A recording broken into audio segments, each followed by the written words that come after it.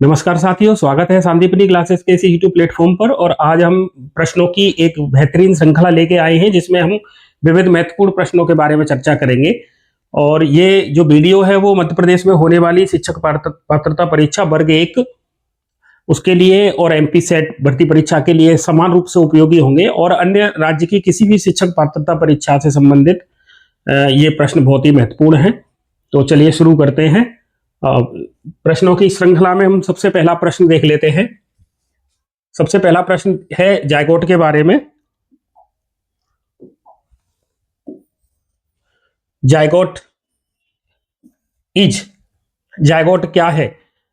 Fertilised egg है, या endosperm है, या सिनर्जिड है, या फिर एंटीपोडल। ठीक है, सिनर्जिड सेल, एंटीपोडल सेल, या फिर एंडोस्पर्म, या फिर फर्टिलाइज्ड एग। ये चार ऑप्शन दिए हुए हैं, तो आपको इनमें से राइट आंसर देखना है कि ये जायगोट क्या है। जायगोट के बारे में थोड़ी सी चर्चा कर लेते हैं। ये जायगोट का फॉर्मेशन होता कैसे है? देखिए, मेल गैमीट का फ्यूजन हो किसके साथ? मेल गैमीट का फ्यूजन हो जाए फीमेल गैमीट के साथ, तो बनने वाली जो संरचना है उसको अपन क्या कहेंगे? उसको जायगोट कहते हैं। आपको एक चीज याद रखनी है, जायगोट हमेशा डिप्लॉयड होता है, 2n होता है, मतलब द्विगुणित होता है, तो ये हमेशा डिप्लॉयड होगा। ठीक है, तो जायगोट हमेशा कैसा होगा? तो डिप्लॉयड होगा। ठीक है, मेल गैमीट और फीमेल गैमीट के मिलने को अपन क्या कहते हैं? तो सिनगेमी कहते हैं, संलयन, सिनगेमी।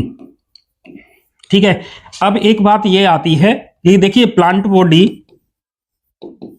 आपने दो नाम सुने होंगे, एक तो होती है गैमीटोफाइट,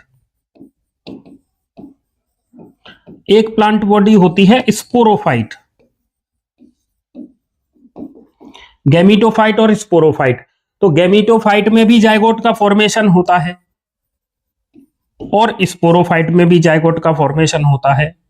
देखिए, गैमीटोफाइट जो प्लांट बॉडी है वो अगुणित होती है, और स्पोरोफाइट जो प्लांट बॉडी होती है वो द्विगुणित होती है, डिप्लॉयड होती है। अब यहां पर देखिए, जायगोट तो दोनों में बनते हैं, फिर डिफरेंस क्या है? क्योंकि जायगोट तो हमें हमेशा कैसा होगा? 2n होगा, तो फिर ये कैसे बनता होगा? तो जो गैमीटोफाइट प्लांट बॉडी वाले जो प्लांट है ना, उनके अंदर क्या होता है, ये दोनों गैमीट आपस में मिलके जायगोट बना लेते हैं। ठीक है, और यहां स्पोरोफाइट में ये पहले से 2n है और ये भी 2n है, इसका मतलब इसमें मियोसिस पहले हो जाता है। हमें मुद्दे की बात यह है कि ये देखना है क्या गैमीटोफाइट वाले जो प्लांट हैं उनमें मियोसिस होता है या नहीं होता है। बात यहां है, क्वेश्चन ये है। और स्पोरोफाइट वालों में तो मियोसिस होता है, ये हमें पता है। तो हमें याद ये रखना है कि जो मियोसिस की प्रोसेस है वो गैमीटोफाइट में जायगोट के बाद होती है, मतलब जायगोट में मियोसिस यहां होगा, और स्पोरोफाइट में मियोसिस जायगोट से पहले होगा। तो हमें याद क्या रखना है कि जायगोट का फॉर्मेशन कैसे होगा? तो मेल गैमीट और फीमेल गैमीट के फ्यूजन से होगा, अर्थात सिनगेमी से होगा, और जायगोट बनेगा। जायगोट हमेशा डिप्लॉयड होता है, 2n होता है। अगर प्लांट बॉडी गैमीटोफाइट है या हैप्लॉइड है तो उसमें जो जायगोट है उसमें मियोसिस होगा। ठीक है, और यदि स्पोरोफाइट प्लांट बॉडी है जो कि द्विगुणित है तो उसमें मियोसिस जायगोट के बनने से पहले हो जाएगा। ठीक है, इस तरीके से हमें ये दो टर्म भी याद रखने हैं। ठीक है, चलो अगला प्रश्न देख लेते हैं। एंडोस्पर्म इज जनरली, एंडोस्पर्म सामान्यतः कैसा होता है? हैप्लॉइड होता है, डिप्लॉयड होता है, ट्रिप्लॉयड होता है, या पॉलीप्लॉयड होता है? हैप्लॉइड, डिप्लॉयड, ट्रिप्लॉयड या पॉलीप्लॉयड। देखिए, यहां पर ये दो टर्म थोड़े से दिमाग में हमारे आने चाहिए कि इनमें से प्रश्न का आंसर आएगा एंडोस्पर्म कैसा है। अब सुनिए, यहां पर क्वेश्चन में ये होना चाहिए था, एंडोस्पर्म की अगर अपन बात कर रहे हैं, एंडोस्पर्म की बात, तो यहां पर यह पूछना चाहिए कि एंडोस्पर्म किसका है, जिम्नोस्पर्म का है या फिर एंजियोस्पर्म का है, जिम्नोस्पर्म का है या फिर एंजियोस्पर्म का है। मतलब आवृत बीजी पादपों का एंडोस्पर्म मतलब भ्रूणपोष, ठीक है, या फिर अनावृत बीजी का।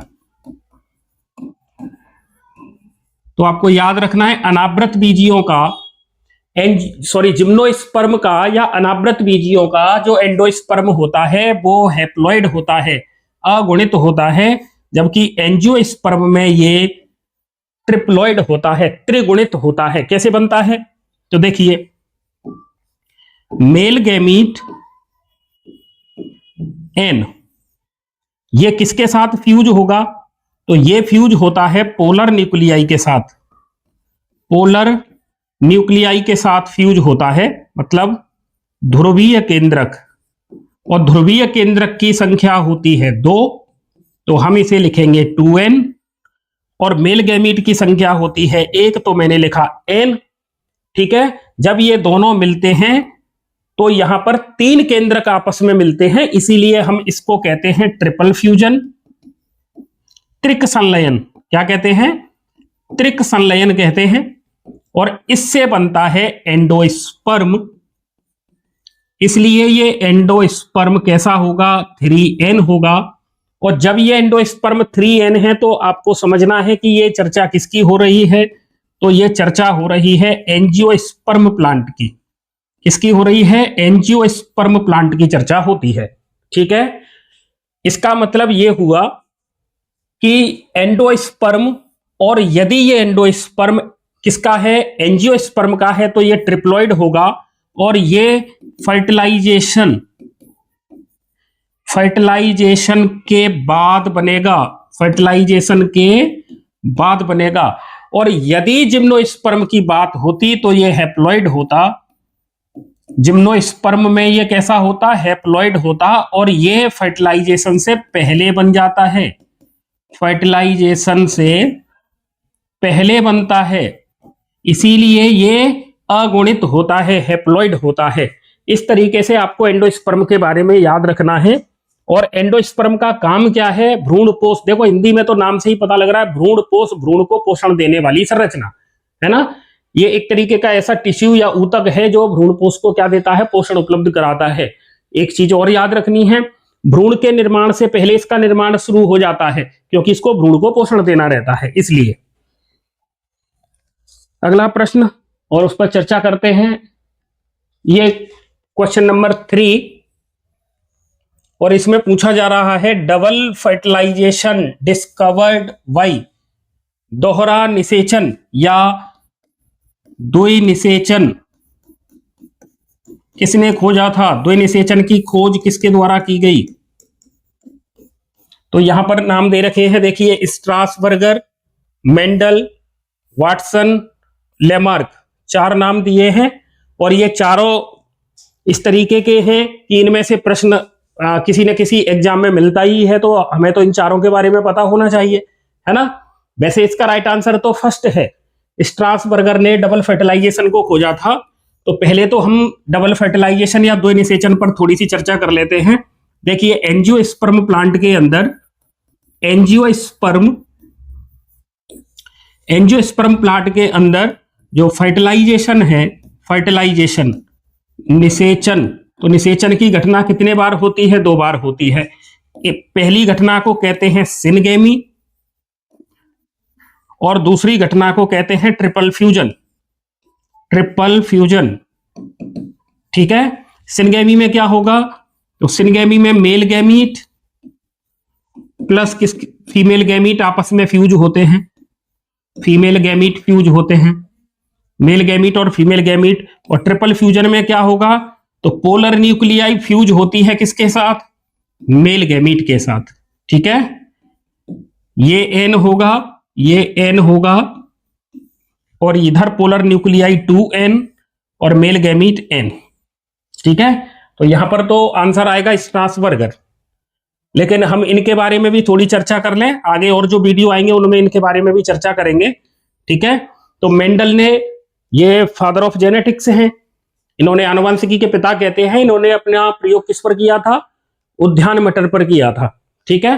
वॉटसन, ये डीएनए की डबल हेलिक्स मॉडल देने वाले वैज्ञानिक थे। इन्होंने क्रिक के साथ मिलकर एक्सपेरिमेंट अपना किया था और डीएनए का डबल हेलिक्स मॉडल दिया था। अभी हाल ही के दिनों में 6 नवंबर को इनका देहांत हो गया है, 6 नवंबर को, ठीक है। लेमार्क, उपार्जित लक्षणों की वंशागति, है ना, ये वाला सिद्धांत देने वाले साइंटिस्ट थे लेमार्क। तो इस तरीके से ये 4 साइंटिस्ट हैं, इनको भी आप याद रखेंगे। दोहरा निषेचन, और दोहरा निषेचन में क्या क्या होता है, इसकी खोज किसने की है, तो आप इनको अपने रजिस्टर में नोट डाउन कर लें। और हम अब चर्चा करते हैं अगले प्रश्न पर। आवृतबीजियों में देखो यहां सही है, एंडोस्पर्म इन एंजियोस्पर्म इज, तो ये कैसा होगा? ट्रिप्लॉइड होगा, ठीक है। आवृतबीजियों में एंडोस्पर्म कैसा होता है? तो ट्रिप्लॉइड होता है, ठीक है। तो जिम्नोस्पर्म का कैसा होता है, आप कमेंट करके बताएंगे। जिम्नोस्पर्म के एंडोस्पर्म कैसा होगा? हैप्लॉइड होगा, डिप्लॉइड होगा, या फिर ट्रिप्लॉइड होगा, ठीक है। अगले प्रश्न पर चर्चा करते हैं। शुक्राणु बनने की प्रक्रिया को क्या कहते हैं? Process of sperm formation. Sperm का फॉर्मेशन की प्रक्रिया क्या कहलाती है? स्पर्मेटोजेनेसिस, oogenesis, फर्टिलाइजेशन, इम्प्लांटेशन, है ना। तो स्पर्मेटोजेनेसिस, oogenesis, फर्टिलाइजेशन और इम्प्लांटेशन, ये 4 टर्म दे रखे हैं, ठीक है। ह्यूमन रिप्रोडक्शन से संबंधित ये प्रश्न है। स्पर्म के बनने की प्रोसेस को क्या कहते हैं? स्पर्म, देखो नाम से ही अपन पता लगा सकते हैं, स्पर्मेटोजेनेसिस, इसमें स्पर्म का फॉर्मेशन होता है। स्पर्मेटोजेनेसिस द्वारा स्पर्म का फॉर्मेशन होता है, शुक्राणु का निर्माण होता है, शुक्राणु का निर्माण होता है, ठीक है। शुक्राणु का निर्माण किसमें होता है? तो आपका आंसर आएगा वृषण के अंदर, टेस्टिज के अंदर, ठीक है, टेस्टिज के अंदर होगा। और टेस्टिज में भी किसके अंदर होगा? तो टेस्टिज में होगा ये सेमिनिफेरस टिब्यूल्स, इनके अंदर, ठीक है। शुक्र जनक नलिका, इनके अंदर होगा, शुक्र जनक नलिका के अंदर शुक्राणुओं का निर्माण होता है। और बनने वाले शुक्राणु कौन से डिवीजन के द्वारा बनेंगे? मतलब विभाजन कौन सा होगा?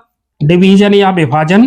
तो विभाजन कौन सा होता है इनमें? तो विभाजन होगा यहां पर मियोसिस। कौन सा विभाजन होगा? अर्धसूत्री विभाजन, अर्धसूत्री विभाजन होगा, ठीक है।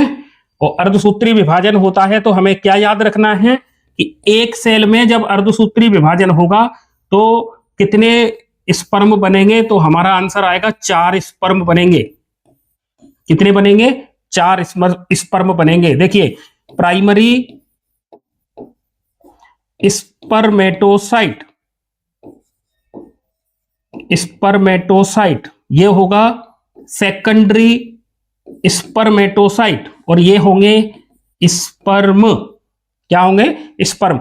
तो यहां पर हो रहा है मियोसिस फर्स्ट और यहां पर हो रहा है मियोसिस सेकंड। तो एक प्राइमरी स्पर्मेटोसाइट से कितने स्पर्म बनेंगे? 4 स्पर्म बनेंगे। तो वो ऐसे पूछ सकते हैं कि 100 स्पर्म बनाने के लिए, 100 स्पर्म बनाने के लिए क्या बनाने हैं? 100 शुक्राणु बनाने के लिए कितने प्राइमरी स्पर्मेटोसाइट चाहिए? प्राइमरी स्पर्मेटोसाइट की संख्या कितनी होगी? तो आंसर क्या आएगा? 25।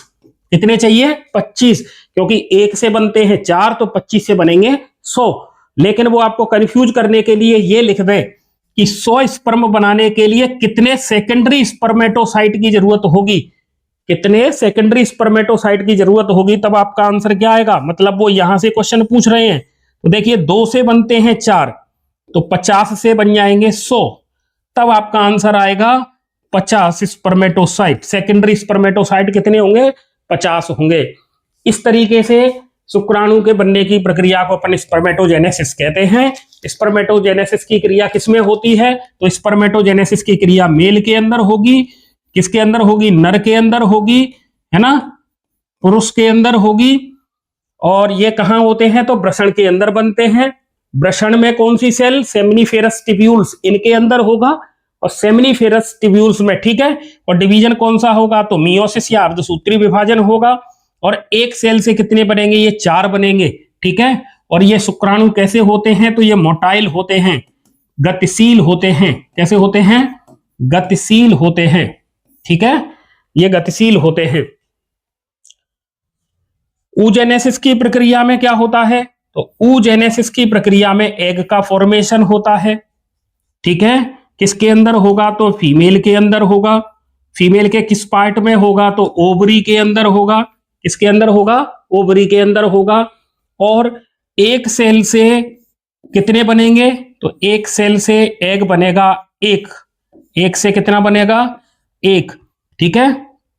एक उगोनिया से एक ही एग बनता है।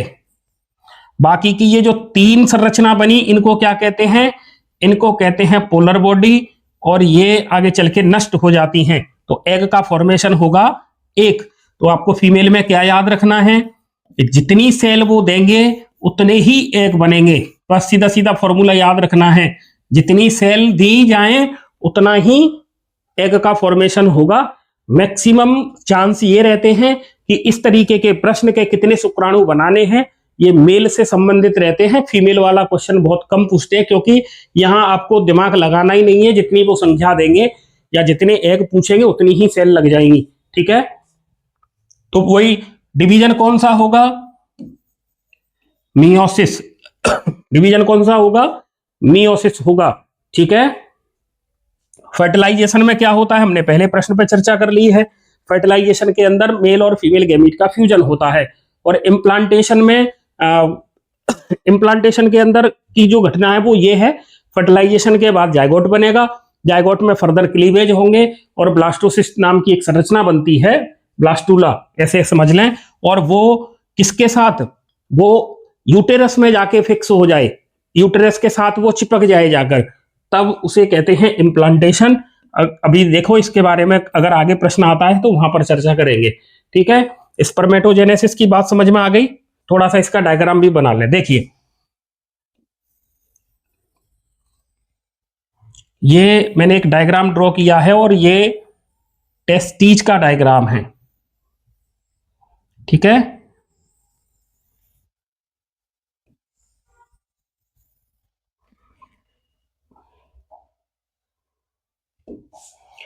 वृषण के अंदर टेस्टिकुलर लोब्यूल्स या वृषण पाली पाई जाती हैं और इनकी संख्या लगभग 200 से 250 के बीच में होगी। और प्रत्येक वृषण पाली में 1 से लेकर 3 तक सेमिनिफेरस ट्यूब्यूल्स पाई जाती हैं।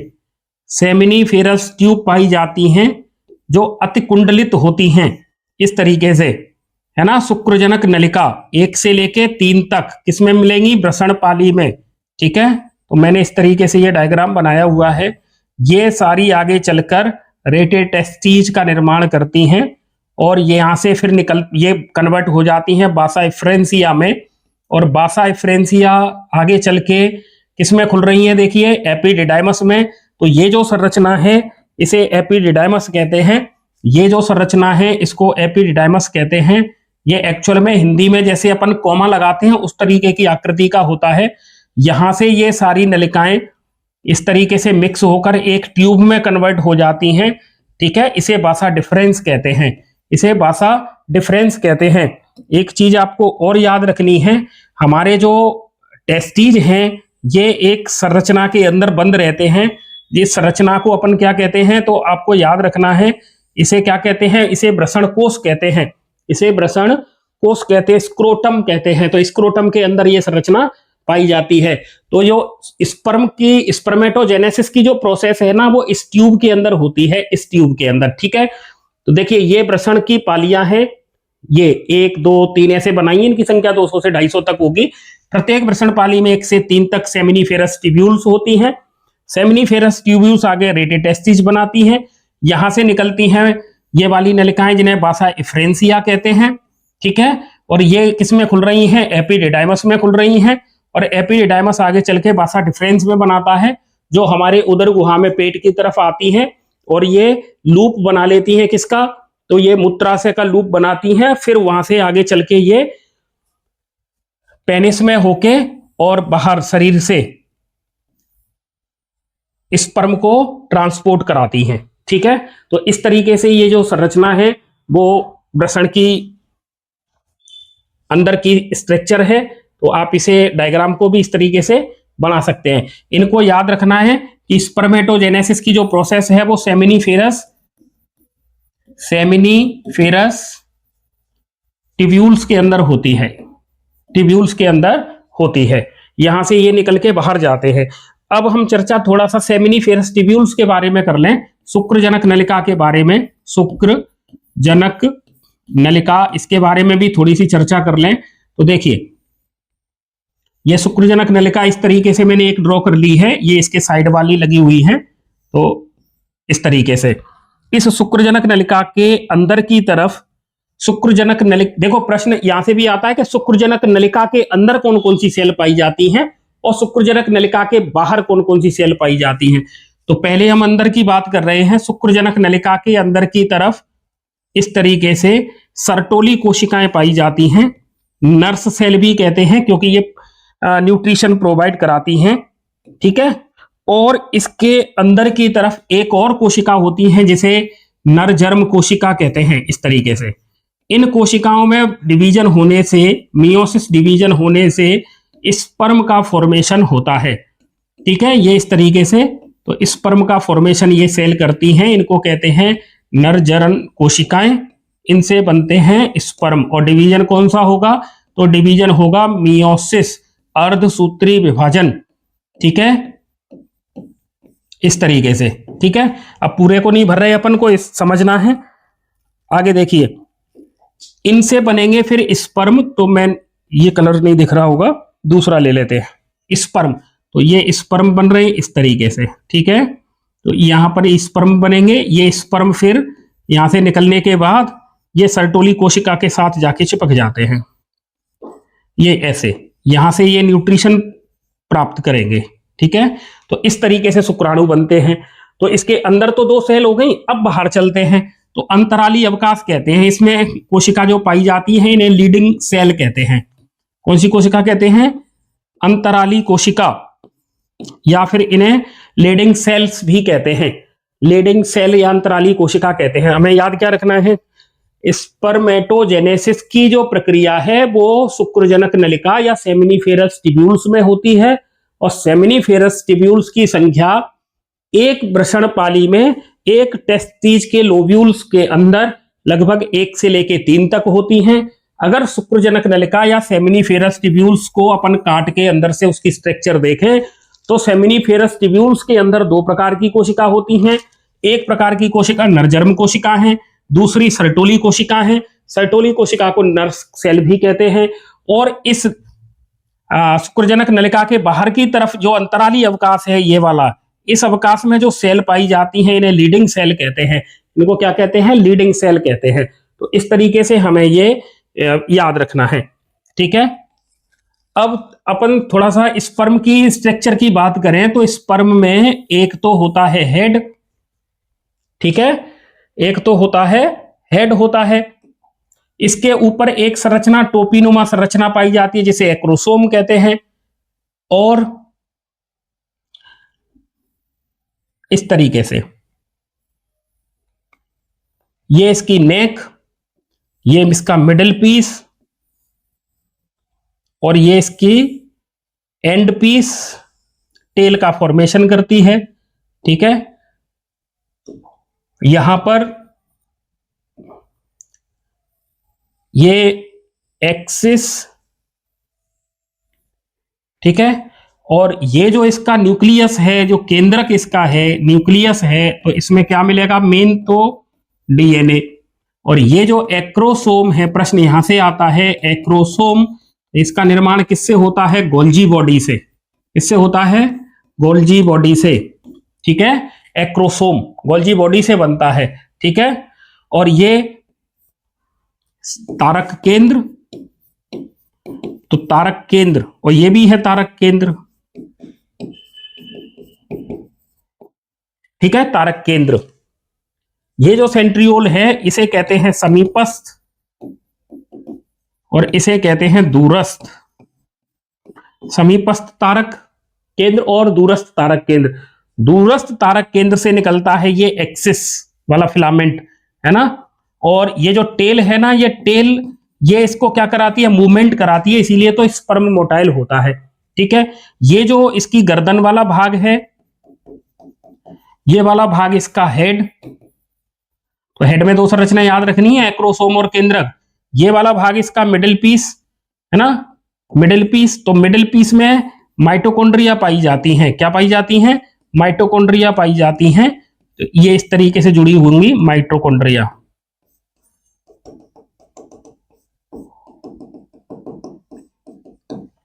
माइटोकॉन्ड्रिया का काम क्या होगा भैया? तो माइटोकॉन्ड्रिया जो हैं, ये माइटोकॉन्ड्रिया इसको क्या देती हैं? एनर्जी उपलब्ध कराती हैं। तो क्वेश्चन फिर यहां से आता है कि स्पर्म में माइटोकॉन्ड्रिया कहां मिलती हैं? तो आपका आंसर आएगा मिडिल पीस में। काम क्या है इसका? एनर्जी देता है। किसके लिए? ताकि ये मूवमेंट कर सके। ठीक है, तो ये स्पर्म की स्ट्रक्चर है। और अब हम अगला जो भी प्रश्न है उसको देख लेते हैं। आप इसका स्क्रीनशॉट ले लें या फिर डायग्राम को ड्रॉ कर लें अपने रजिस्टर में।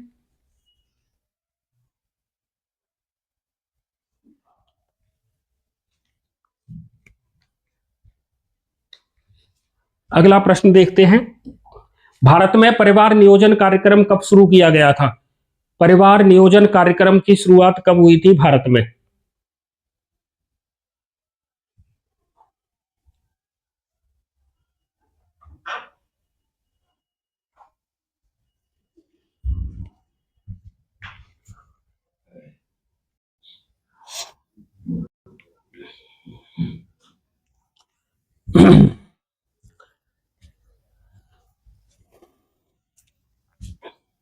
चलिए अगले प्रश्न को देख लेते हैं। और अगला प्रश्न है, भारत में परिवार नियोजन कार्यक्रम की शुरुआत कब हुई थी? तो यहां पर देखिए ऑप्शन दे रखे हैं 1951, 1947, 1971 और 1991। तो भारत में परिवार नियोजन कार्यक्रम शुरू कब किया गया था? Family planning programme in India started in 1951 में। तो इसका राइट आंसर होगा 1951 में। ठीक है,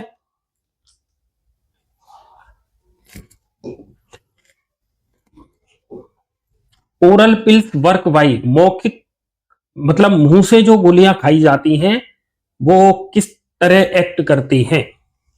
hormonal control, latex barrier, surgery, copper toxicity.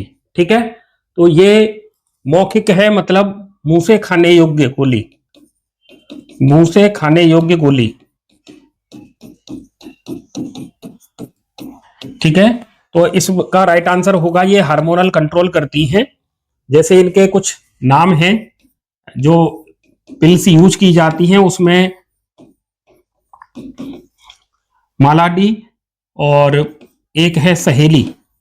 ठीक है, तो आपको ये जो टेबलेट है ये 28 दिन तक ली जाती है और ये हफ्ते में 1 दिन ली जाती है। इसके साइड इफेक्ट भी कम है और ये एस्ट्रोजन प्रोजेस्टेरोन हार्मोन का कॉम्बिनेशन है। ये जो सहेली नामक जो गोली है ये CDRI लखनऊ में बनाई जाती है।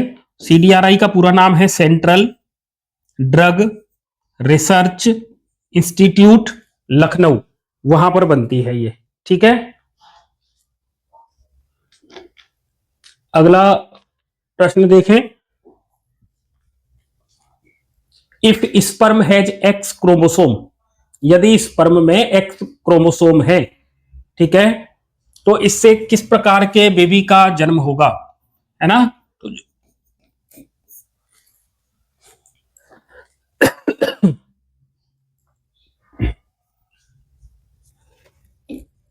If sperm has X chromosome, यदि स्पर्म में X गुणसूत्र है तो जो बच्चे का जन्म होगा वो फीमेल चाइल्ड होगा, मेल चाइल्ड होगा, ट्विंस होंगे या फिर नो बेबी। इस तरीके से देखिए, फीमेल के अंदर जो एग का फॉर्मेशन होता है उसमें हमेशा एक्स क्रोमोसोम ही होगा, ठीक है, एक्स क्रोमोसोम होता है उसके अंदर, तो फीमेल के अंदर, जबकि मेल के अंदर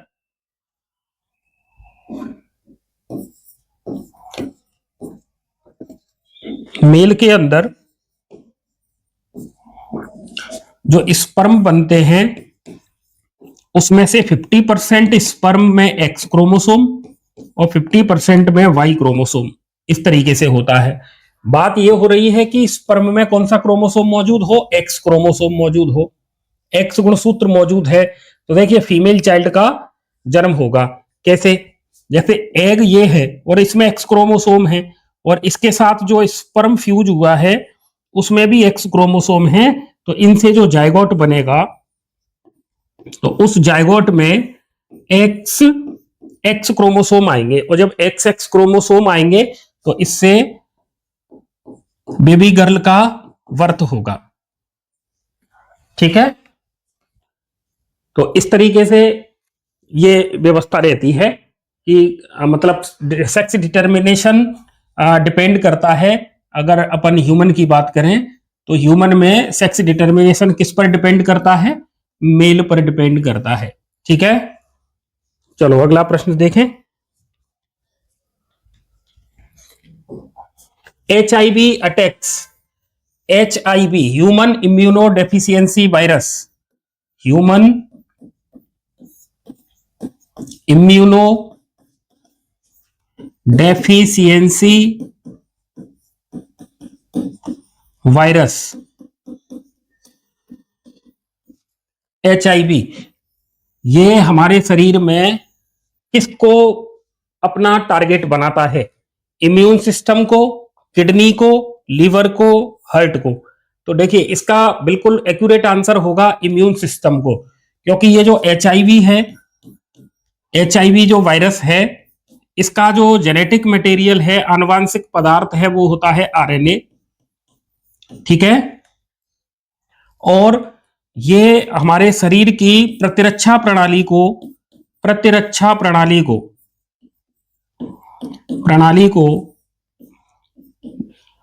नष्ट करता है धीरे धीरे। और प्रतिरक्षा प्रणाली में भी कौन सी सेल को? तो ये हेल्पर टी सेल को टारगेट करता है, हेल्पर टी सेल को ये टारगेट करता है, जिससे हमारे शरीर का इम्यून सिस्टम कमजोर हो जाता है। इसीलिए इसका नाम भी रखा गया ह्यूमन इम्यूनो, मतलब इम्यून सिस्टम डेफिशिएंसी मतलब कमी कर देता है, ठीक है। और ये एक वायरस है, ह्यूमन इम्यूनो डेफिशिएंसी वायरस। इसकी वजह से जो बीमारी होती है HIV की वजह से, उसका नाम है AIDS, acquired immuno deficiency syndrome. Syndrome मतलब एक प्रकार का ये संलक्षण है, और इसे हम क्या करते हैं? अर्जित करते हैं, एक्वायर्ड करते हैं, अर्जित करते हैं, जिसकी वजह से हमारे इम्यून सिस्टम में कमी आ जाती है, इम्यून सिस्टम में कमी आ जाती है। तो ये है HIV वायरस, ठीक है, HIV वायरस। इस वायरस में जो जेनेटिक मटेरियल है वो क्या है? RNA होता है, और इसमें जो एंजाइम पाया जाता है, एंजाइम वो है रिवर्स ट्रांसक्रिप्टेज, जिसकी वजह से ये क्या करता है? ये RNA से क्या बना लेता है? DNA बना लेता है। रिवर्स ट्रांसक्रिप्टेज की वजह से ये RNA से क्या बनाता है? DNA बनाता है। तो ये जो HIV का अटैक है, इससे हमारे बॉडी का इम्यून सिस्टम वीक हो जाता है, और जब इम्यून सिस्टम वीक हो जाता है तो तरीके की बीमारियां हमारी बॉडी में एंटर करने लगती है, क्योंकि हमारा जो प्रतिरक्षा तंत्र है वो लड़ने की क्षमता उसमें होती नहीं है, तो वो बाहर से जितने भी एंटीजन आते हैं उनसे लड़ नहीं पाता है, और हमारा शरीर धीरे धीरे रोगों की एक तरीके से खान बन जाता है, ठीक है। और उसकी वजह से अब फिर डेथ होती है व्यक्ति की। बहुत ही खतरनाक बीमारी है, ठीक है। और इसे अपन अर्जित करते हैं, ऐसा नहीं है कि ये जन्मजात आती है, ये हमारी मतलब नासमझ की वजह से इसको अपन अर्जित कर लेते हैं, ठीक है। अगला प्रश्न देखें।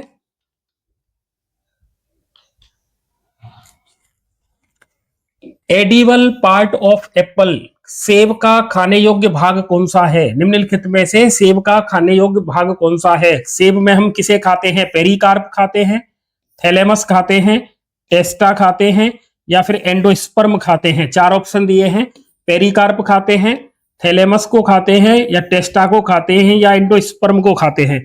थोड़ा सा इधर चर्चा करें।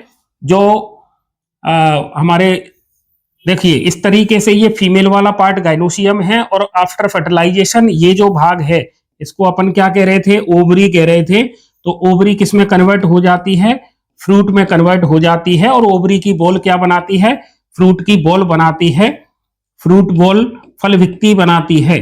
ठीक है, तो ये तो फल में कन्वर्ट हो जाएगी ओवरी, और फल के चारों तरफ मिलेगी फल भित्ति। क्या मिलेगी, फल भित्ति मिलेगी। और फल भित्ति को अपन क्या कहते हैं, तो फल भित्ति को कहते हैं पेरिकार्प कहते हैं। क्या कहते हैं, पेरिकार्प कहते हैं। और ऐसे फल जिनका डेवलपमेंट या जिनका विकास केवल किससे हो, अंडाशय से होता हो, तो हम उनको क्या कहते हैं, तो उन्हें कहते हैं हम ट्रू फ्रूट कहते हैं। उनको हम सत्य या वास्तविक या ट्रू फ्रूट कहते हैं। लेकिन यदि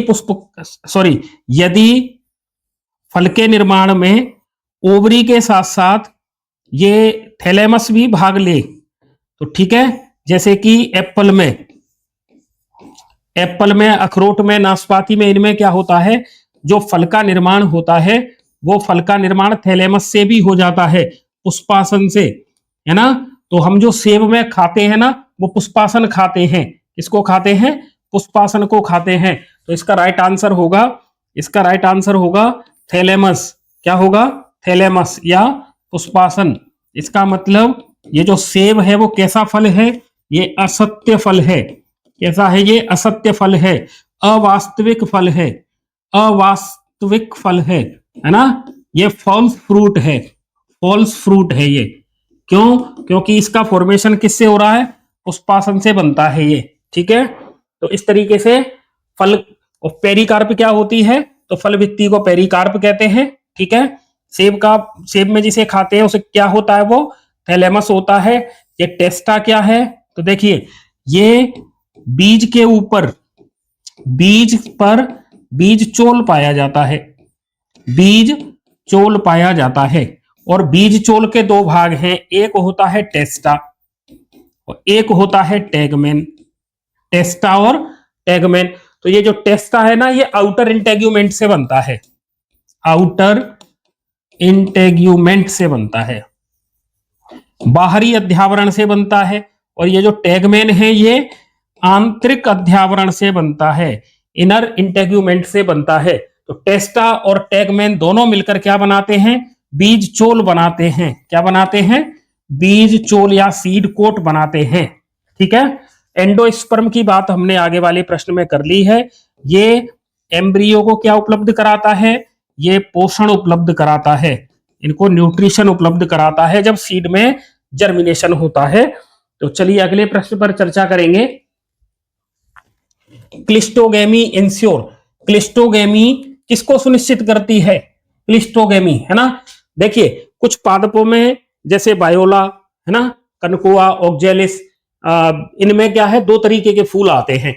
ऐसे फूल जो सामान्य फूल की तरह जो ओपन हो जाते हैं, और एक ऐसे फूल जो खिलते नहीं है, मतलब वो हमेशा बंद रहते हैं, उन्हें क्लिस्टोगेमस फ्लावर कहते हैं। क्लिस्टोगेमस, है ना, हिंदी में इन्हें कहते हैं अनुन्मील्य पुष्प। ऐसे पुष्प जो हमेशा बंद रहते हैं हमेशा, मतलब ये क्लोज्ड रहते हैं, ये कभी खुलते ही नहीं हैं। तो इनमें कौन सी घटना हो सकती है, self pollination, cross pollination, no fertilisation, parthenocarpy. देखो इनका तो कोई सेंस है नहीं, दोनों ऑप्शनों का कोई सेंस नहीं है। हमारे पास दो चीजें, ये दो ऑप्शन बचते हैं, इनमें से एक क्वेश्चन सही है। तो हमें ये सोचना होगा कि क्लिस्टोगेमस जो फ्लावर होते हैं, इनमें देखिए ये फीमेल वाला पार्ट बना लिया अपन ने, ये मेल वाला पार्ट बना दिया।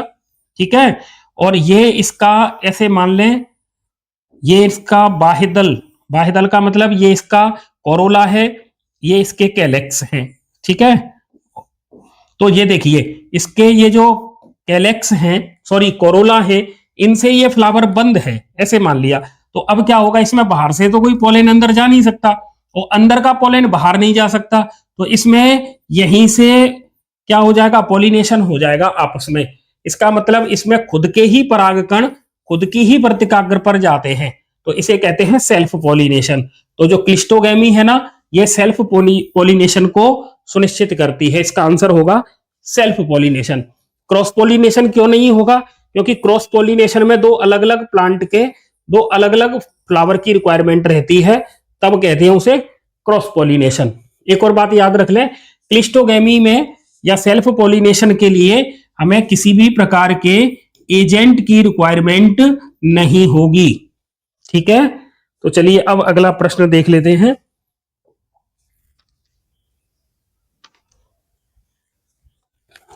एडवांटेज ऑफ सेल्फ पॉलिनेशन, मतलब स्वपरागण का लाभ क्या है। स्वपरागण स्वपरागण स्वपरागण के लाभ क्या है। Purity of race, new varieties every time, no seed formation, no fruit formation. देखो ऐसा तो होगा नहीं, ये तो बिल्कुल ही गलत बात है। नो सीड फॉर्मेशन, अब भाई जब पॉलिनेशन होगा और फर्टिलाइजेशन हो गया तो सीड तो बनेगा और फ्रूट भी बनेगा, तो इन दोनों को तो हटा देते हैं। अब अपने पास ये बचे, देखिए हर बार सेल्फ पॉलिनेशन की घटना अगर होती है और स्वयं के परागकण स्वयं की ही वर्तिकाग्र पर जाते हैं, तो आप इसमें थोड़ा सा दिमाग लगाइए कि इसमें न्यू वेरिएशन कहां से आ जाएंगे। नए कैरेक्टर तो नहीं आएंगे, वही कैरेक्टर जनरेशन टू जनरेशन एक पीढ़ी से दूसरी पीढ़ी में ट्रांसफर होते रहेंगे। तो इसका आंसर तो ये होगा प्योरिटी ऑफ रेसेस, जातियों की शुद्धता बनी रहेगी।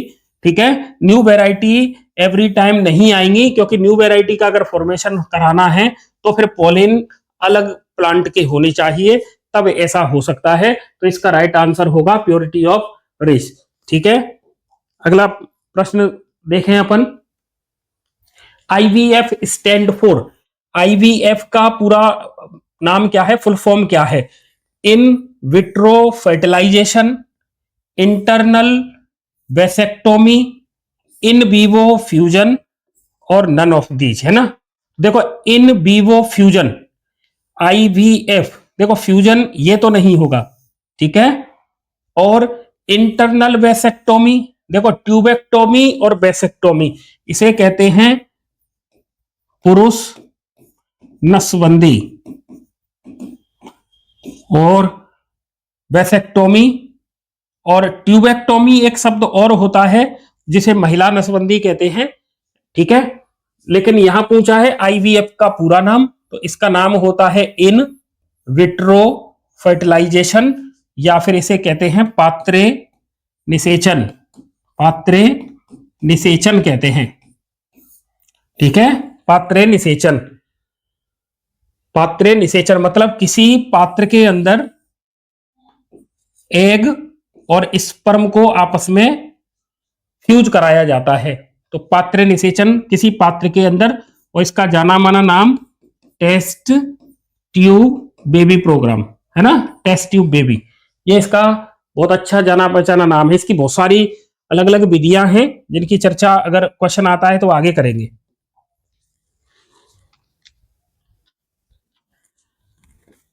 Embryo is transferred to uterus, fallopian tube, ovary, cervix.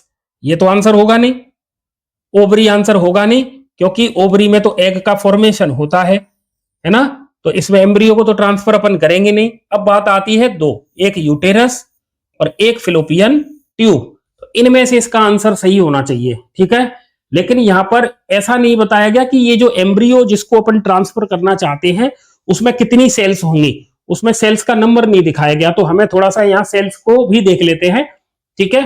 तो देखिए सबसे पहले क्या होगा, male gamete plus female gamete, ये दोनों जब फ्यूज होंगे तो बनेगा जायगोट, है ना। और जायगोट में होगा क्लीवेज या विदलन, क्लीवेज या विदलन, और विदलन होने से इसमें सेल्स के नंबर बढ़ेंगे। तो पहले जैसे 2 कोशिका वाला एम्ब्रियो बना, फिर इसमें बनेगी 4 कोशिका वाला एम्ब्रियो, फिर इसमें बनेगा 8 कोशिका वाला एम्ब्रियो, और फिर बनेगा 16 कोशिका वाला एम्ब्रियो, है ना, 16 कोशिका वाला एम्ब्रियो, ठीक है। 8 कोशिका से लेकर 16 सेल्स का जो एम्ब्रियो होता है, 8 से 16 कोशिका वाले भ्रूण को अपन क्या कहते हैं? इसे कहते हैं अपन मोरूला। क्या कहते हैं? मोरूला कहते हैं। ठीक है, याद रखना मोरूला क्या है? 8 से 16 कोशिका वाले भ्रूण को अपन मोरूला कहते हैं। एनसीईआरटी में ये लिखा है, ये लाइन ऐसे लिखी है, 8 से 16 कोशिका वाले भ्रूण को अपन क्या कहते हैं? मोरूला कहते हैं। अब हमें ध्यान क्या करना है? हमें ध्यान ये देना है कि अगर ये घटना हमने किसी पात्र के अंदर की, मतलब अपन आईवीएफ करा रहे हैं, तो आईवीएफ में जायगोट से जो एम्ब्रियो है उसमें कितनी कोशिका बन गई हैं? 8 कोशिका बन गई हैं। तब हम इसको ट्रांसफर करेंगे, तब हम इसको क्या करेंगे? ट्रांसफर करेंगे। तब इसको ट्रांसफर कहां कर देते हैं अपन? फिलोपियन ट्यूब में कर देते हैं, मतलब अंडवाहिनी में कर देंगे। ठीक है, और यदि एम्ब्रियो आईवीएफ के दौरान यदि एम्ब्रियो 8 कोशिका से अधिक का हो गया है, 8+ सेल हो गई हैं, 8 कोशिका से अधिक का भ्रूण बन गया है ना, तो हम इसे कहां ट्रांसफर करेंगे? तो हम इसे यूटेरस में ट्रांसफर करते हैं, यूटेरस में ट्रांसफर करते हैं। ठीक है, तो एक इसमें जो टर्म आता है उसका नाम है ZIFT, zygote intra fallopian transfer. Zygote intra fallopian transfer, याद क्या रखना है? ZIFT में 8 कोशिका तक वाले भ्रूण को ट्रांसफर करते हैं, 8 सेल के एम्ब्रियो को ट्रांसफर करते हैं। ठीक है, इसे ZIFT कहते हैं। ठीक है, तो इसका आंसर एम्ब्रियो अगर ये 8 सेल का है तो ये आंसर हो जाएगा फ्लोपियन ट्यूब, और अगर 8 सेल से अधिक का हो गया है तो आंसर यूटेरस होगा इसमें। ठीक है, और यहां पर यूटेरस देना ज्यादा बेहतर होगा क्योंकि एम्ब्रियो केवल नाम दिया है, तो अपन यूटेरस भी दे सकते हैं। आपको याद क्या रखना है? अगर 8 सेल का एम्ब्रियो है तो फ्लोपियन ट्यूब, और 8 से अधिक का है, 8+ सेल हो गई हैं, तो फिर यूटेरस। ठीक है,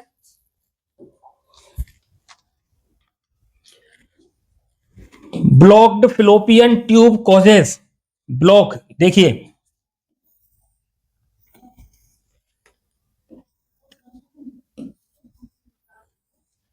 ये फीमेल का रिप्रोडक्टिव पार्ट, और इसमें ये फिलोपियन ट्यूब, थोड़ा सा इधर बना लिया है मैंने, यहां पर लगी हुई है ओवरी, लिगामेंट की सहायता से ऐसे जुड़ी हुई है। आधा पोर्शन अपन देख लेते हैं, और ये यूटेरस है। यूटेरस की बॉल इस तरीके से 3 लेयरों की है।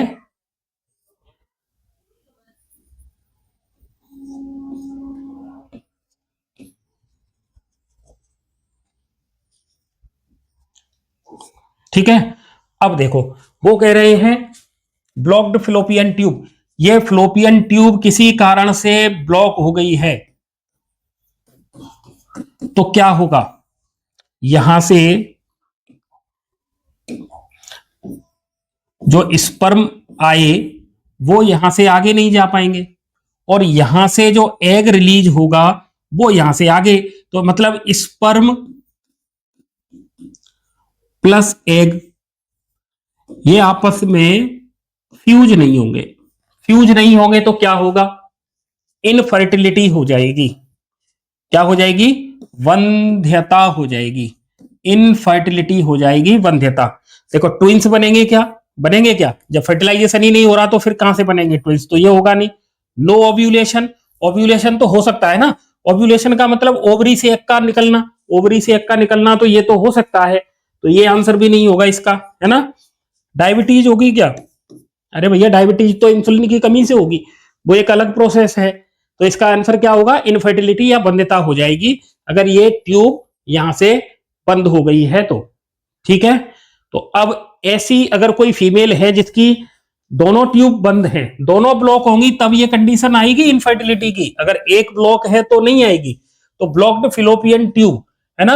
अब यहां पर बोथ, दोनों अगर आता है तब आंसर आएगा ये, और अगर यहां बोथ की जगह पर आता है सिंगल, सिंगल फ्लोपियन ट्यूब, तो फिर ये आंसर नहीं आएगा। ठीक है, तो इनफर्टिलिटी की कंडीशन कब आएगी? जब दोनों फ्लोपियन ट्यूब ब्लॉक हो जाएंगी तब आएगी। ठीक है, चलो आगे और प्रश्न देखें। Exine of pollen is made up of. परागकण की एक्साइन मतलब बाह्यचोल, बाह्यचोल किसका बना होता है? तो इसका आंसर क्या आता है? स्पोरोपोलेनिन। स्पोरोपोलेनिन से संबंधित बहुत सारी जानकारी मैंने इससे पिछले वाले वीडियो में दी गई है। वो वीडियो आपको प्लेलिस्ट में मिल जाएगा, क्लास 12th की प्लेलिस्ट या फिर कंपटीशन वाली प्लेलिस्ट, तो वहां पर आप इसका आंसर भी देख लेंगे। तो स्पोरोपोलेनिन से बनी होती है एक्साइन, सेल्यूलोज की नहीं बनी होती है, क्योंकि सेल्यूलोज और पेक्टिन इन दोनों से मिलकर बनी होती है इंटाइन। आंतरिक चोल बना होता है इनका, अंतःचोल। परागकण का अंतःचोल किसका बना है? सेल्यूलोज और पेक्टिन का। ठीक है, लिग्निन इसका आंसर होगा नहीं, तो राइट आंसर होगा स्पोरोपोलेनिन। और स्पोरोपोलेनिन अभी तक का ऐसा ज्ञात प्रतिरोधक पदार्थ है जिस पर किसी भी एसिड का, बेस का, अम्ल का, क्षार का, ताप का, आर्द्रता का प्रभाव नहीं पड़ता है। इसीलिए स्पोरोपोलेनिन के कारण ही ये जो परागकण है, पोलेन है, परागकण, ये किसके रूप में पाए जाते हैं? जीवाश्म के रूप में परिरक्षित रहते हैं, परिरक्षित रहते हैं जीवाश्म के रूप में। ये फॉसिल्स के फॉर्म में भी पाए जा सकते हैं, किसकी वजह से? स्पोरोपोलेनिन की वजह से। ठीक है, ये एक ऐसी कार्बनिक ज्ञात सामग्री है जिस पर किसी भी एसिड का, बेस का, टेम्परेचर का इफेक्ट नहीं होता है। ठीक है, याद कर लेना, इंपॉर्टेंट है। Which layer provide nutrition to developing pollen. विकसित होते हुए परागकणों को पोषण कौन देता है? किसकी बात हो रही है? परागकणों की। तो पोलेन को पोषण कौन देता है? पोलेन ग्रेन्स को पोषण कौन देता है? तो पोलेन ग्रेन्स को पोषण कौन देगा? तो इसका राइट आंसर क्या आएगा?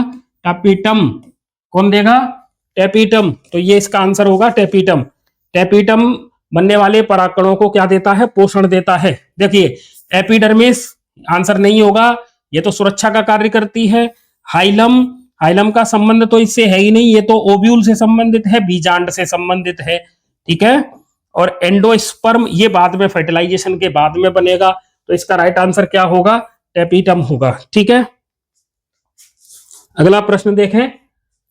Menstrual flow due to fall in progesterone, LH, FSH, oxytocin. LH luteinising hormone, ठीक है। FSH follicle stimulating hormone. Oxytocin ये तो आएगा नहीं, ये तो मिल्क के सिक्रेशन को, दुग्ध के स्राव को प्रेरित करता है। एफएसएच ये फॉलिकल को स्टिमुलेट करता है। ल्यूटिनाइजिंग हार्मोन ये इसका आंसर नहीं होगा, तो राइट आंसर क्या होगा? प्रोजेस्टेरोन। राइट आंसर क्या होगा? प्रोजेस्टेरोन। प्रोजेस्टेरोन की मात्रा या प्रोजेस्टेरोन अगर अचानक से कम हो जाता है तो फिर एमसी शुरू हो जाएगी। ठीक है, प्रोजेस्टेरोन का लेवल डाउन होने पर, ठीक है, ऋतुस्राव आता है। अगला, site of fertilisation normally. Site of fertilisation normally मतलब निषेचन, निषेचन कहां पर संपन्न होता है? निषेचन कहां पर संपन्न होगा? निषेचन कहां पर संपन्न होगा? तो इसका आंसर आएगा अंड वाहिनी में। कहां पर होगा? अंड वाहिनी में। अंड वाहिनी को अपन क्या कहते हैं? फेलोपियन ट्यूब कहते हैं।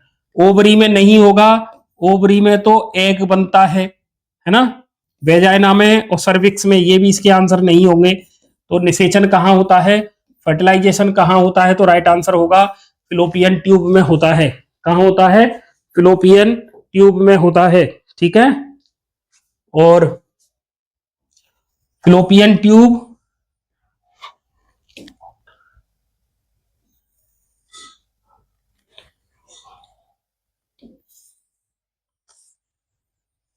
इस तरीके से, तो फ्लोपियन ट्यूब के कितने भाग हैं? 3। सकरे हुए सकरा भाग, फ्लोपियन ट्यूब का जो सकरा भाग होता है उसे क्या कहते हैं?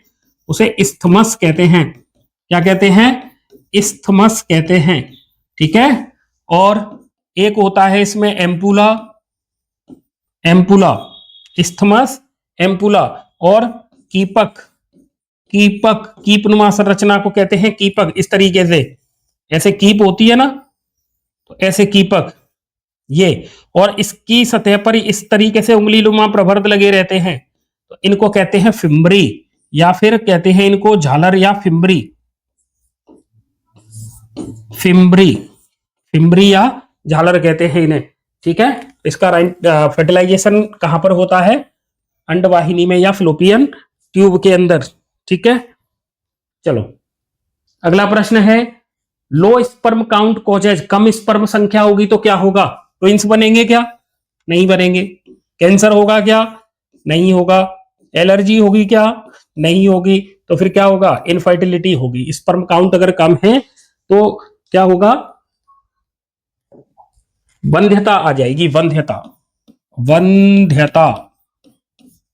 ठीक है। चलो अगला प्रश्न देखें,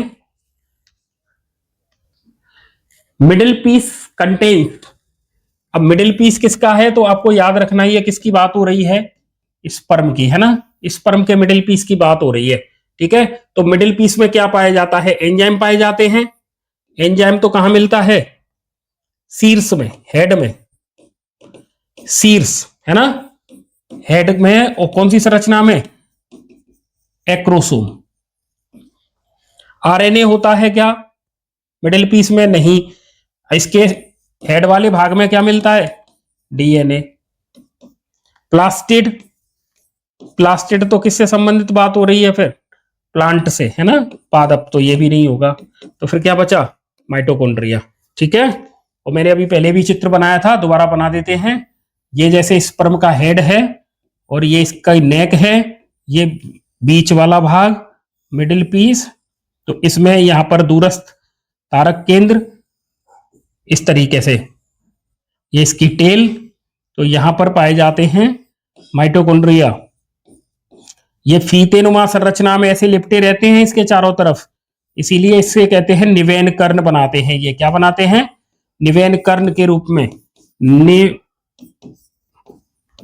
निवेन कर्ण के रूप में क्या पाई जाती हैं? माइटोकॉन्ड्रिया, माइटोकॉन्ड्रिया ये पाई जाती हैं इसमें। ठीक है। इसका राइट आंसर होगा माइटोकॉन्ड्रिया। और माइटोकॉन्ड्रिया का काम क्या है? क्या बनाएंगी ये? तो ऊर्जा बनाएंगी। ऊर्जा की वजह से ये जो स्पर्म है, ये जो स्पर्म है ये क्या करेगा? गति करेगा। क्या करेगा? गति करेगा। ठीक है।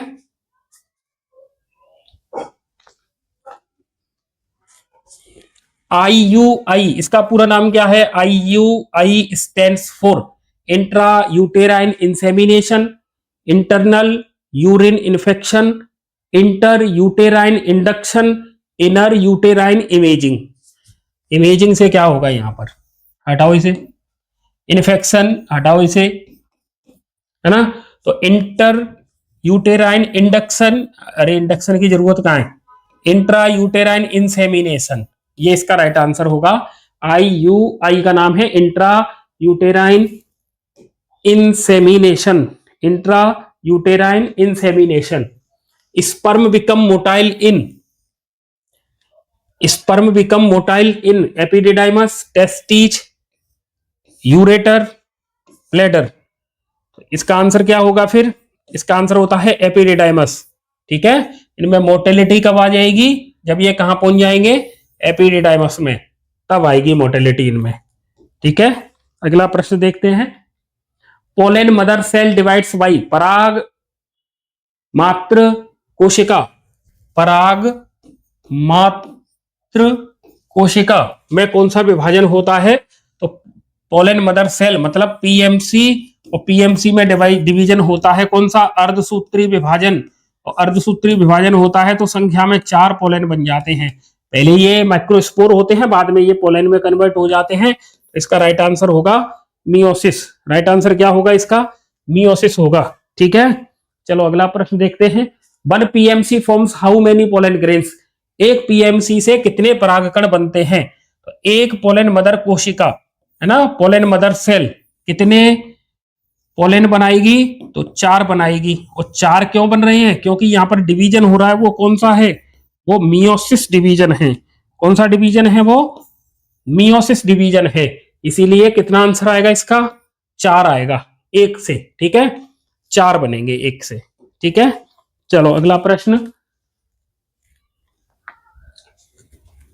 Condom prevents pregnancy plus STD, typhoid, malaria, fever, ठीक है। देखो टाइफॉइड ये तो जीवाणु के द्वारा होने वाली एक बीमारी है, जीवाणु से, salmonella typhi.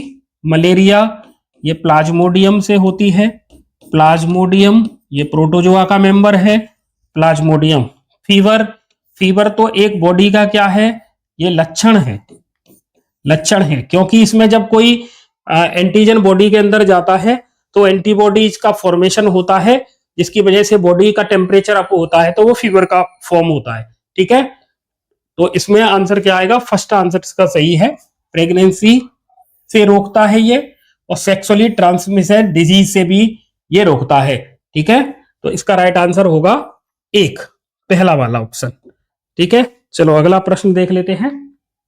Exine of pollen is made up of, ये पहले बता दिया है, स्पोरोपोलेनिन इसका राइट आंसर होगा, स्पोरोपोलेनिन, ठीक है।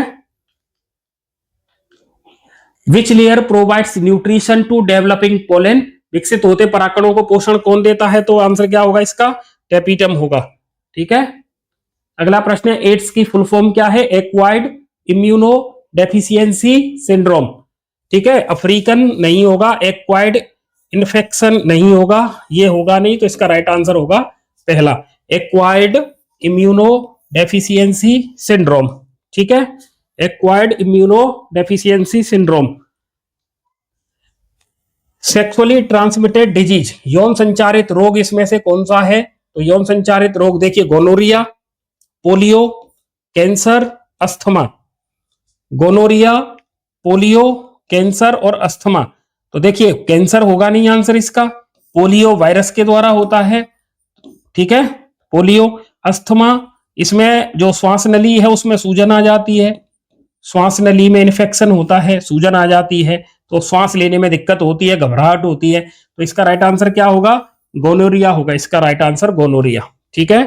तो इसका राइट आंसर होगा गोनोरिया, ठीक है। चलो अगला प्रश्न देख लेते हैं। वेरियस मेथड्स के एग्जाम्पल पूछे जा रहे हैं, मतलब ऐसे मेथड जो एग और स्पर्म इनके फ्यूज होने को रोक दें, इनको फ्यूज नहीं होने दें, इनको रोक दें, तो इसमें कौन से काम करेंगे? पिल्स, आईयूडी, वेसेक्टोमी, कंडोम्स, ये। तो बैरियर मेथड में इसका राइट आंसर तो वैसे ये आएगा पहला वाला, ठीक है। और पिल्स ये हार्मोनल है, इंट्रायूटेराइन डिवाइस ये भी बैरियर का ही वैसे काम करती हैं, और वेसेक्टोमी ये भी बैरियर की तरह है, लेकिन ये शल्य चिकित्सा है, ऑपरेशन होता है इसमें, है ना, शल्य क्रिया है एक तरीके की। और पिल्स ये हार्मोनल है। आईयूडी में बहुत सारी आती हैं, जैसे कॉपर टी, ठीक है। इसका आंसर होगा फर्स्ट वाला।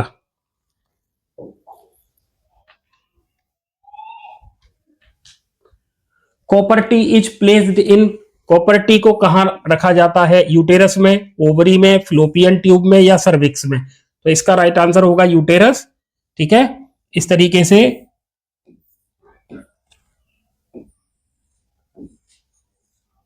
ये यूटेरस है, ये फ्लोपियन ट्यूब है, ऐसे। तो यहां पर कॉपर टी को भी फिक्स कर देते हैं ऐसे, इसमें इस तरीके से एक धागेनुमा संरचना लगी रहती है, तो इसको ऐसे फिक्स कर देते हैं, तो इधर से ये स्पर्म, ये बॉल है अंदर वाली, तो ये स्पर्म को जाने से रोक देती है, ठीक है। तो इसका आंसर होगा यूटेरस।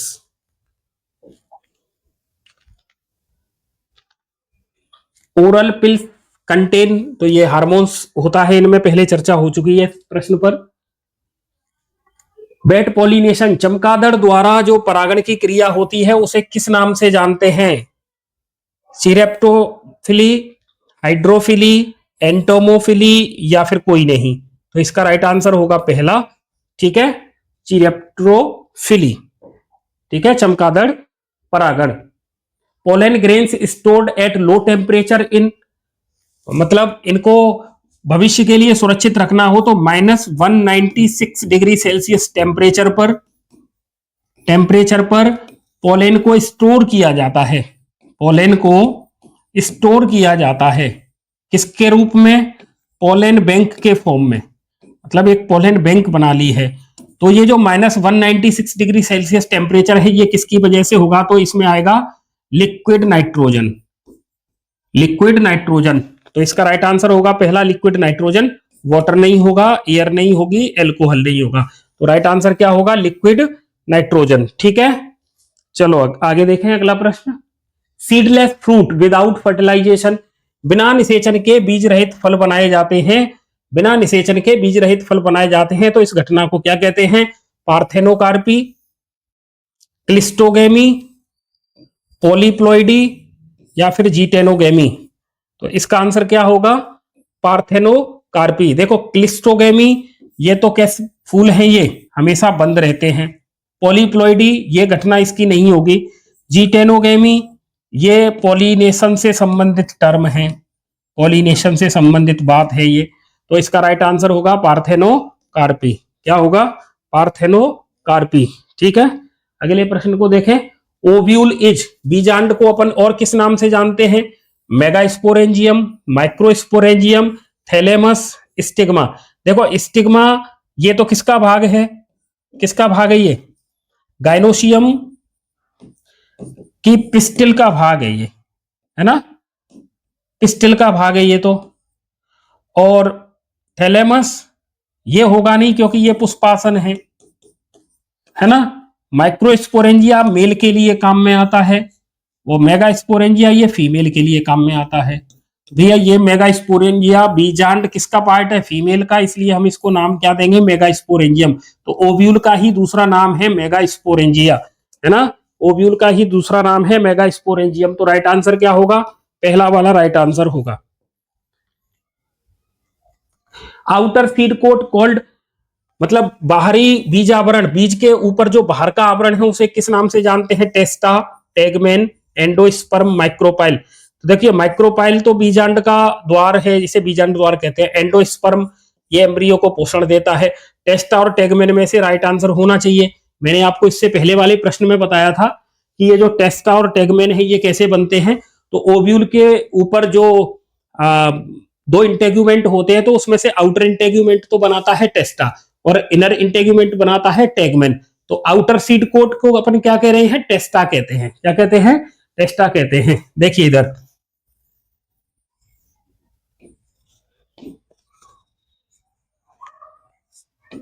ये ओव्यूल है तो ये आउटर और ये इनर, ठीक है। इनर से क्या बनेगा? टेगमेन, और इससे क्या बनेगा? टेस्टा, और दोनों मिलके क्या बनाएंगे? सीड कोट बनाएंगे, ठीक है। तो इसका आंसर क्या आएगा? इसका आंसर क्या आएगा? बाहरी बीज आवरण किससे बनता है? टेस्टा से बनता है। क्या आएगा आंसर? टेस्टा आएगा, ठीक है। अगला प्रश्न देख लेते हैं। एसटीडी कॉज्ड बाई वायरस, ऐसा सेक्सुअली ट्रांसमिटेड डिजीज जो किसके द्वारा हो? वायरस के द्वारा हो। तो इसके नाम दिए हैं, देखिए यहां पर HIV, गोनोरिया, सिफिलिस और क्लेमाइडिया। ये तीनों बीमारियां, ये जो तीनों रोग हैं वो किसके द्वारा हो रहे हैं? जीवाणु के द्वारा हो रहे हैं। किसके द्वारा हो रहे हैं? ये बैक्टीरिया के द्वारा हो रहे हैं। और HIV नाम से ही पता लग रहा है, ह्यूमन इम्यूनो डेफिशिएंसी वायरस। तो ये इसका राइट आंसर होगा फर्स्ट। राइट आंसर क्या होगा? फर्स्ट होगा, ठीक है। अगला प्रश्न देखें। STD caused by bacteria, bacteria मतलब जीवाणु, जीवाणु से होने वाली बीमारी का नाम पूछा गया है। तो यहां पर ऑप्शन है, देखिए सिफिलिस, एड्स, हेपेटाइटिस और हर्पीज। देखिए एड्स HIV वायरस से होती है, हेपेटाइटिस वायरस से होती है और हर्पीज ये भी वायरस से होती है। तो यहां पर आंसर क्या आएगा? सिफिलिस आएगा। सिफिलिस नाम की जो बीमारी है वो जीवाणु के द्वारा होती है या बैक्टीरिया के द्वारा होती है। अगला प्रश्न देख ले, इनफर्टिलिटी ट्रीटमेंट यूजिंग ART, ठीक है, ART द्वारा बांझपन का इलाज संभव है, ठीक है। तो इसकी जो टेक्नोलॉजी है उसमें जैसे IVF, वेसेक्टोमी, कंडोम्स और पिल्स। देखो ये जो 3 मेथड है ना, ये क्या करेंगे, ये तीनों मेथड क्या करेंगे, ये फर्टिलाइजेशन को रोकेंगे, फर्टिलाइजेशन को ये ब्रेक करते हैं, रोकते हैं, फर्टिलाइजेशन नहीं होने देते ये। तो इसका मतलब इनसे ये बांझपन का इलाज थोड़ी करेंगे। कौन सा सही होगा? Option IVF। In vitro fertilisation में क्या होता है, किसी पात्र के अंदर अपन क्या करवा रहे हैं, फर्टिलाइजेशन करवाते हैं। लेकिन और किसके अंदर करवाते हैं, तो ये प्रक्रिया लैब के अंदर होती है। और लैब के अंदर का जो इन्वायरमेंट है, लैब का जो इन्वायरमेंट है वो ऐसा होता है जैसे किसी मदर के शरीर का अंदर का जो इन्वायरमेंट है उस तरीके का रखा जाता है, सेम, ठीक है। तो इसका राइट आंसर क्या होगा? इसका राइट आंसर होगा IVF, इन विट्रो फर्टिलाइजेशन, ठीक है, in vitro fertilisation IVF। Surrogacy means, surrogacy का मतलब क्या होता है? Surrogacy, another woman's carry baby, no pregnancy, artificial sex या स्पर्म वॉश। सरोगेसी का मतलब होता है एनोदर वुमेन्स कैरी बेबी, ठीक है। तो इसका राइट आंसर होगा पहला। अगला प्रश्न है, sexually transmitted infection among following, निम्न में से कौन सा STD है? मतलब सेक्सुअली ट्रांसमिटेड डिजीज कौन सी है? Gonorrhoea, cold, TB, dengue. तो कोल्ड ये नहीं होगा, ठीक है। ट्यूबरक्लोसिस बीमारी, TB, क्षय रोग, ये भी नहीं होगा। डेंगू ये भी नहीं होगा। तो इसका राइट आंसर क्या है? Gonorrhoea. Gonorrhoea sexually transmitted disease है, STD है ये एक तरीके की। तो किससे हो रही है गोनोरिया? जीवाणु से होती है। किससे होती है? जीवाणु से होती है, ठीक है। चलो अगला प्रश्न देख लेते हैं। 1 सीरियस HIV सिम्टम्स, HIV का गंभीर लक्षण क्या है? Weak immunity, long hair, height loss, eye colour change. तो देखिए इसका राइट आंसर क्या होगा? वीक इम्यूनिटी, क्योंकि ये हमारे इम्यून सिस्टम पर अटैक करता है और T सेल्स को ये धीरे धीरे खत्म कर देता है। इसकी वजह से बॉडी का प्रतिरक्षा तंत्र, बॉडी का प्रतिरक्षा प्रणाली कैसी हो जाती है? कमजोर हो जाती है। प्रतिरक्षा प्रणाली कैसी हो जाती है? कमजोर हो जाती है। तो ये इसका राइट आंसर होगा वीक इम्यूनिटी, ठीक है। अगला प्रश्न,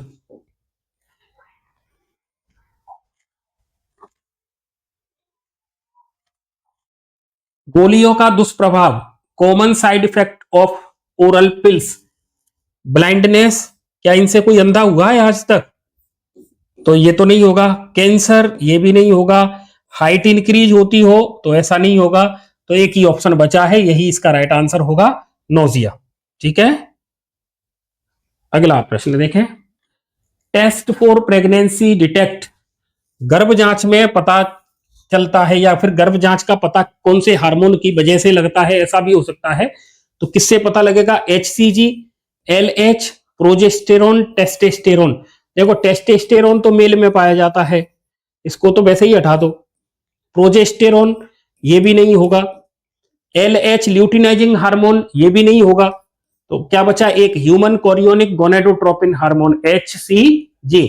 ये एक ऐसा हार्मोन है HCG, देखो इधर HCG, HPL और रिलैक्सिन, ये ऐसे हार्मोन हैं जो केवल और केवल किसी फीमेल के शरीर में कब बनते हैं? तो ये बनते हैं गर्भावस्था के दौरान, गर्भावस्था में बनते हैं, प्रेगनेंसी के दौरान बनते हैं केवल, बाकी के शरीर में नहीं पाए जाते। केवल कब पाए जाते हैं? प्रेगनेंसी के दौरान मिलते हैं ये हार्मोन। कौन कौन से? HCG, HPL और रिलैक्सिन, ठीक है। HCG, HPL और रिलैक्सिन। जब हम प्रेगनेंसी टेस्ट करते हैं तो प्रेगनेंसी टेस्ट की जो किट आती है ना, इसमें यहां से जो यूरिन डालते हैं तब इस किट में एक सिंगल स्ट्रिप और ये दूसरी लाइन, 2 लाइन आती हैं, तो समझ लो प्रेगनेंसी है। और ये जो लाइन दूसरी वाली जो आती है वो किसकी वजह से आती है? HCG की वजह से आती है ना। चलो अगला प्रश्न, medical termination of pregnancy MTP safe up to, MTP कितने महीने तक सुरक्षित मानी जाती है? तो इसके देखिए ऑप्शन दिए, 12 week, 30 week, 1 week, 9 month. 9 month पे तो पूरा जन्म ही हो जाएगा, तो ये तो आंसर होगा नहीं। तो इसका राइट आंसर तो आएगा, क्योंकि ये लगभग 3 माह तक क्या करा सकते हैं अपन? मेडिकल टर्मिनेशन ऑफ प्रेगनेंसी करा सकते हैं, मतलब गर्भपात करा सकते हैं। कब तक? गर्भपात कब तक करा सकते हैं? 3 माह तक। इसका राइट आंसर होगा 12 मंथ। इसका राइट आंसर क्या होगा? 12 मंथ तक सुरक्षित MTP करवा सकते हैं। भारत में जन्म पूर्व लिंग निर्धारण, लिंग परीक्षण लिख लेना, sex determination before birth in India, ये लीगल है प्रोसेस, इलीगल है, लीगल है, allowed for boys, allowed for girls, ऐसा तो कुछ नहीं है ना। तो ये इलीगल प्रोसेस है, ये लीगल प्रोसेस भी नहीं है, ये एक तरीके का कानूनी अपराध है।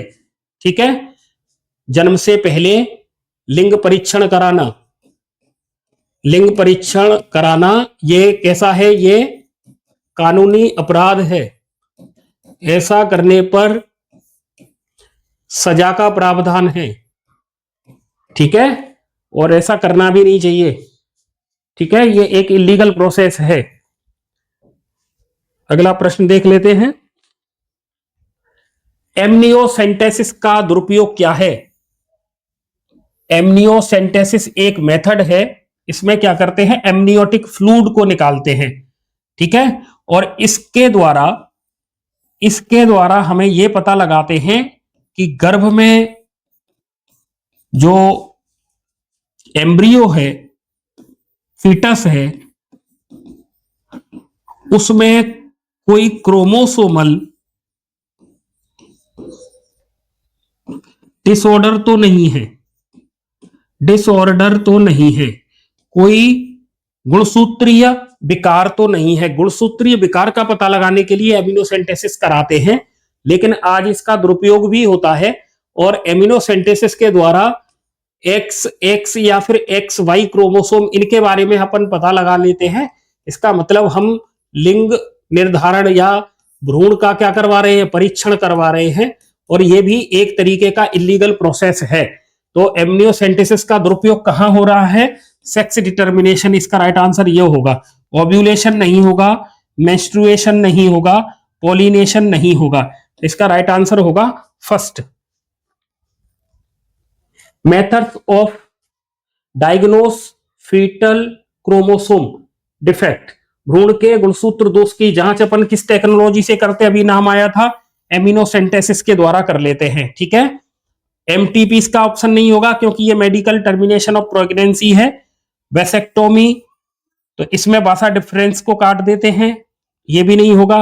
इन विट्रो फर्टिलाइजेशन, ये भी नहीं होगा। तो इसके गलत आंसर हैं, ये इसका राइट आंसर है। ठीक है, अगला प्रश्न,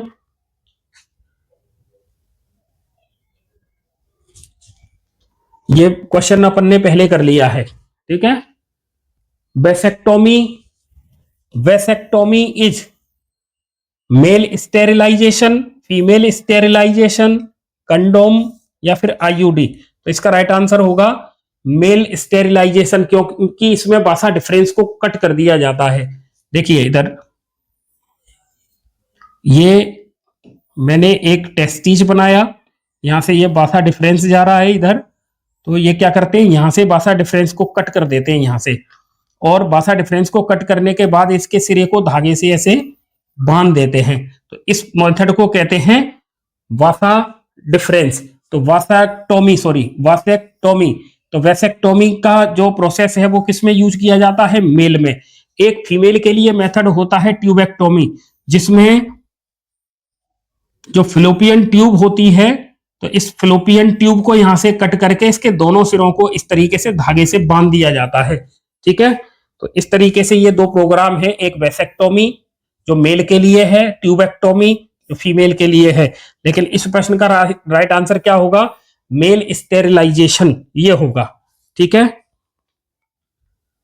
ट्यूबेक्टोमी इज फीमेल स्टेरिलाइजेशन। ठीक है, दोनों आ गए प्रश्न। Sex of baby decided by, बच्चे का लिंग निर्धारण कौन डिसाइड करता है? फादर के क्रोमोसोम, मदर के क्रोमोसोम, फूड या मेडिसिन? फूड या मेडिसिन तो होंगे नहीं, इसको तो हटा दीजिए। मदर के क्रोमोसोम क्यों? अगर सेक्स ऑफ बेबी डिसाइडेड, बच्चे का लिंग निर्धारण अगर ह्यूमन की बात हो रही है, ह्यूमन की बात है ना, तब तो कौन डिसाइड करेगा? फादर। लेकिन अपन किसकी बात करें? मुर्गी की बात करें तो मुर्गी में कौन करती है? मादा मुर्गी करती है। ठीक है, सेक्स डिटर्मिनेशन मुर्गी में। चूजे का लिंग निर्धारण किस पर निर्भर करता है? तो आंसर आएगा मादा मुर्गी पर। और अगर ह्यूमन की बात आएगी तो फिर आंसर आएगा फादर पर।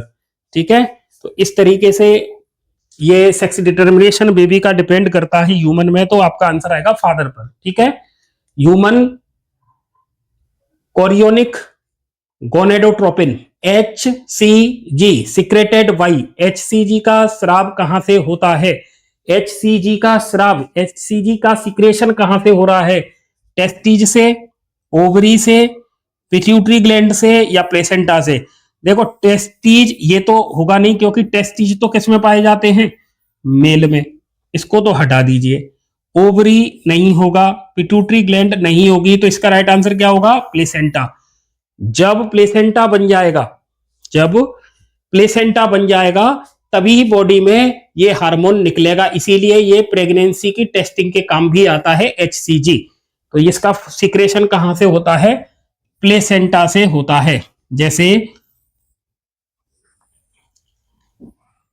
ये गर्भाशय है और इस गर्भाशय के अंदर ऐसे मान लिया ये एम्ब्रियो है। ठीक है, तो इस एम्ब्रियो का की नाभि से लेके और मदर के यूटेरस के टिश्यू के बीच का जो कॉम्बिनेशन बना, ये कहलाता है प्लेसेंटा।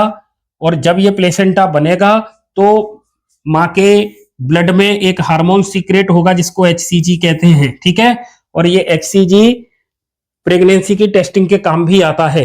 दूसरा, अपरा काम क्या क्या करता है? प्लेसेंटा काम क्या क्या करता है? प्लेसेंटा को अपरा कहते हैं, गांव की भाषा में इसे नड़ा कहते हैं, है ना। तो इसका काम क्या है? तो देखिए, एक तो ये इस शिशु को क्या उपलब्ध कराएगा? ऑक्सीजन और न्यूट्रिशन देगा, और लेके क्या जाएगा? CO2 को और एक्सक्रेटरी मटेरियल को। एक्सक्रेटरी मटेरियल को ये बाहर करता है, मतलब ऑक्सीजन और कार्बन डाइऑक्साइड का एक्सचेंज करवाएगा। और इस फीटस को क्या उपलब्ध करवा रहा है? ये न्यूट्रिशन, और इसके एक्सक्रेटरी मटेरियल को ये बाहर करता है। तो ये प्लेसेंटा के कार्य हैं। Corpus luteum formed from, corpus luteum कब बनता है? कार्पस ल्यूटियम कब बनता है? मैं ओवरी की एक कार्ड देख लेते हैं, इंटरनल स्ट्रक्चर। इसमें हम क्या कर देते हैं, यहां पर मैच्योर ग्राफियन फॉलिकल है ये। ठीक है, इसमें सेकेंडरी oocyte है और इस पर ये चारों तरफ इसके सेल लगी हुई हैं। इसकी जो ये बीच में जो खाली गैप है इसको एंट्रम कहते हैं। क्या कहते हैं? एंट्रम कहते हैं। जैसे ही 14 डेज होंगे MC आने के 14वें दिन बाद, बॉडी के अंदर LH हार्मोन की कंसंट्रेशन ब्लड में बहुत अधिक हो जाती है। LH हार्मोन की कंसंट्रेशन बढ़ने की वजह से हम इसे कहते हैं LH सर्ज। क्या कहते हैं? LH सर्ज कहते हैं। और इसकी वजह से ग्राफियन फॉलिकल फट जाती है। ग्राफियन फॉलिकल के फटने पर यह सेकेंडरी oocyte बाहर आ जाता है। इस घटना को कहते हैं ओव्यूलेशन। इस घटना को कहते हैं अंडोत्सर्ग। अंडोत्सर्ग कहते हैं। ठीक है, अंडोत्सर्ग या ओव्यूलेशन के बाद जो शेष बचा ग्राफियन फॉलिकल है, शेष बचे ग्राफियन फॉलिकल को अपन क्या कह रहे हैं? कार्पस ल्यूटियम कह रहे हैं। क्या कह रहे हैं? कार्पस ल्यूटियम कह रहे हैं। कार्पस ल्यूटियम, क्योंकि ये पीले रंग की सी संरचना है, इसीलिए अपन हिंदी में इसे पीत पिंड कहते हैं। क्या कहते हैं? पीत पिंड कहते हैं। कार्पस ल्यूटियम या पीत पिंड कहते हैं। इस कार्पस ल्यूटियम से ही हार्मोन स्रावित होता है, जिसको क्या कहते हैं? प्रोजेस्टेरोन कहते हैं। क्या कहते हैं? प्रोजेस्टेरोन कहते हैं। एक हार्मोन और होता है महिलाओं में, जिसे एस्ट्रोजन कहते हैं। तो एस्ट्रोजन का सिक्रेशन कहां से होता है? एस्ट्रोजन का सिक्रेशन कहां से होता है? तो एस्ट्रोजन का सिक्रेशन होता है ग्राफियन फॉलिकल के बाहर जो लेयर पाई जाती है, ग्राफियन फॉलिकल के बाहर जो लेयर पाई जाती है उसे थीका लेयर कहते हैं। क्या कहते हैं? थीका लेयर कहते हैं। और थीका लेयर कितने प्रकार की है? दो। एक होती है इंटरना और एक होती है एक्सटर्ना। थीका इंटरना और थीका एक्सटर्ना। तो थीका लेयर से निकलता है एस्ट्रोजन और कार्पस ल्यूटियम से निकलता है प्रोजेस्टेरोन। यदि इस ओव्यूल का सेकेंडरी oocyte के साथ अगर स्पर्म जुड़ जाए और फर्टिलाइजेशन हो जाए, फर्टिलाइजेशन अगर हो जाता है तो कार्पस ल्यूटियम बना रहेगा और प्रोजेस्टेरोन की मात्रा ब्लड में बनी रहेगी। जब तक ये प्रोजेस्टेरोन रहेगा, जब तक प्रेगनेंसी बनी रहेगी। यदि स्पर्म नहीं आता है और फर्टिलाइजेशन नहीं होता है तो फिर कार्पस ल्यूटियम एक संरचना बनाता है जिसे कार्पस एल्बिकेंस कहते हैं। क्या कहते हैं? कार्पस एल्बिकेंस कहते हैं। और बॉडी में धीरे धीरे प्रोजेस्टेरोन का जो कंसंट्रेशन है वो कम हो जाती है और फिर से ये चक्र शुरू हो जाता है। तो आपका आंसर क्या होगा? Corpus luteum. Corpus luteum formed from, corpus luteum किससे बनता है? तो रेप्चर्ड फॉलिकल से बनता है। एंडोमेट्रियम नहीं होगा, ओवम नहीं होगा, सर्विक्स नहीं होगा। राइट आंसर होगा रेप्चर्ड फॉलिकल या फिर रेप्चर्ड ग्राफियन फॉलिकल या ग्राफियन पुटिका, इससे होगा। ठीक है, चलो अगला प्रश्न देख लेते हैं। कैपेसिटेशन अकर्स इन, स्पर्म में कैपेसिटेशन मतलब योग्यतार्जन। योग्यतार्जन ये योग्य कब होते हैं निषेचन के लिए? कहां होते हैं?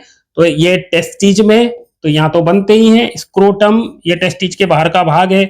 वासा डिफरेंस नहीं होगा, इसका राइट आंसर होगा फीमेल ट्रैक्ट में। फीमेल ट्रैक्ट में ऐसा होता है। तो 126वें क्वेश्चन का आंसर होगा फर्स्ट, फीमेल ट्रैक्ट।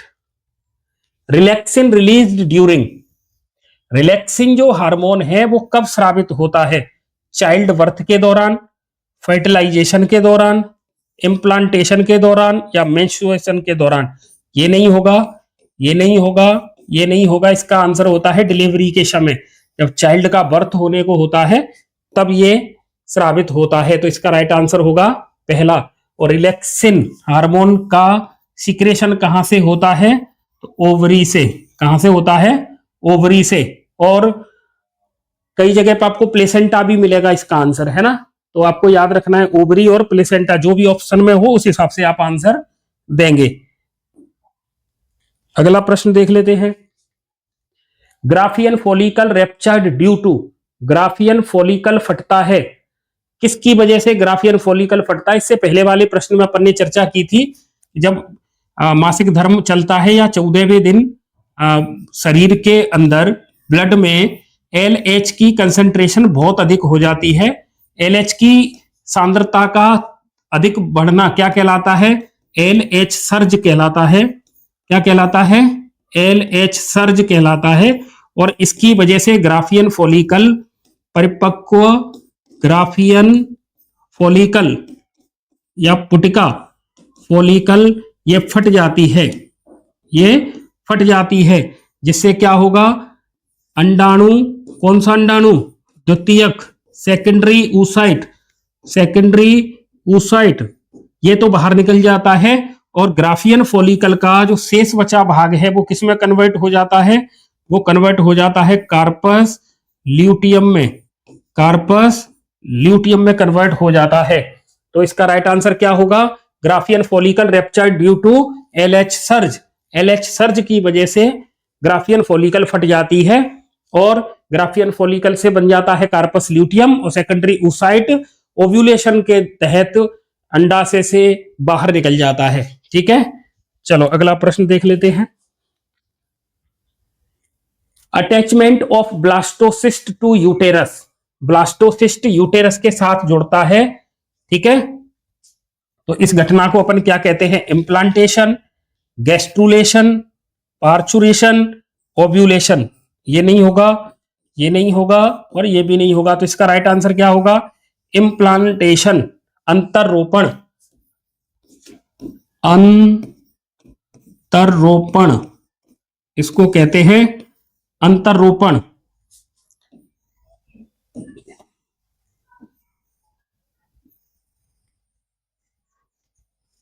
तो यहां से देखिए, ओवरी से एग निकला, एग यहां गया, एग और ये दोनों स्पर्म ज्वाइंट हुए तो जायगोट बना, फिर 2 सेल्ड का, फिर 4 का, फिर 8 का और ये 16 का और ये ब्लास्टोसिस्ट में कन्वर्ट हो गया।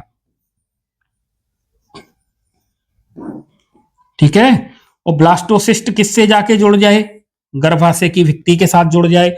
तो इस ब्लास्टोसिस्ट का गर्भाशय के एंडोमेट्रियम से जुड़ना, गर्भाशय की अंतः भित्ति से जुड़ना इम्प्लांटेशन या अंतररोपण कहलाता है। क्या कहलाता है? इम्प्लांटेशन या अंतररोपण कहलाता है। ये जो ब्लास्टुला है ये एक्चुअल में देखने में इस तरीके का होता है।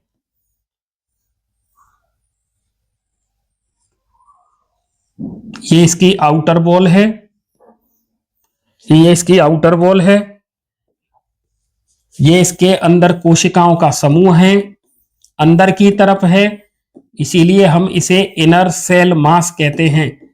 क्या कहते हैं? इनर सेल मास कहते हैं। और ये जो बाहर कोशिकाएं हैं इसको अपन ट्रोफोब्लास्ट कहते हैं। ट्रोफोब्लास्ट कहते हैं, ट्रोफोब्लास्ट कहते हैं। और इसे कहते हैं अंतः कोशिका समूह। ठीक है, अंतः कोशिका समूह। और यही गर्भाशय की भित्ति के साथ यही जुड़ता है। ये इनके बीच में इस तरीके से अंगुलीनुमा प्रवर्ध निकलते हैं जो आगे चल के अम्बिलिकल कॉर्ड बनाएंगे और प्लेसेंटा का फॉर्मेशन करते हैं।